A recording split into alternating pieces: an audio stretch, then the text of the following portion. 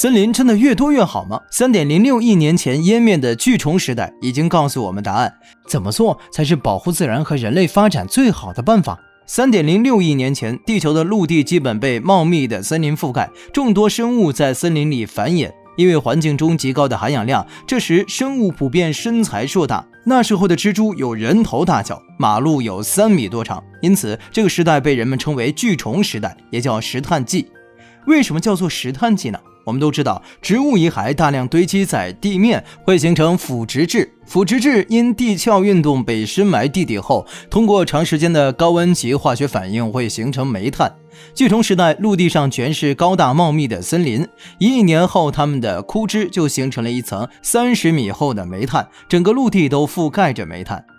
在 3.06 亿年前的某天，灾难来了。地幔运动后，地底的煤炭开始燃烧，地面的温度慢慢增高，渐渐的，地面也开始燃烧，雷电都会使森林爆发火灾。在那个时期，地球还只有一片海洋和一片陆地，所以火势在地球上快速蔓延，动物们无处可逃，就算是会飞的动物也没能逃过这场大火。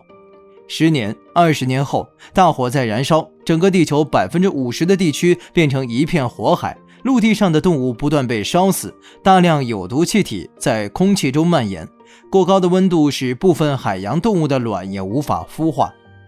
30年后，大火终于停止了，所有被大火覆盖的地方植物、煤炭燃烧殆尽，空气中充满了一氧化碳等有毒气体。1万年后，毒气停止挥发，但遭受火灾的陆地几乎没有任何生命存在。这次灾害终于结束了，但是已经造成 46% 的动物灭绝，部分动物逃离陆地，重新回到海洋生活。这次灾害结束后，地球上植被和氧气含量减少，小型的生物开始出现，巨虫时代正式结束，地球开始了轮回。森林不能太多，那太少可不可以呢？肯定也不行。现代人类为了发展扩张，不断砍伐森林，结果臭氧空洞、气温升高等现象频繁出现，同样不适合人类生活。那怎样最好呢？其实早在春秋战国时期，我们的老祖宗就已经给出了解决的办法，那就是中庸。中庸之道就是构建一种天地万物相互制衡、相互调和、和谐共生的秩序，让大自然中所有矛盾实现高度统一。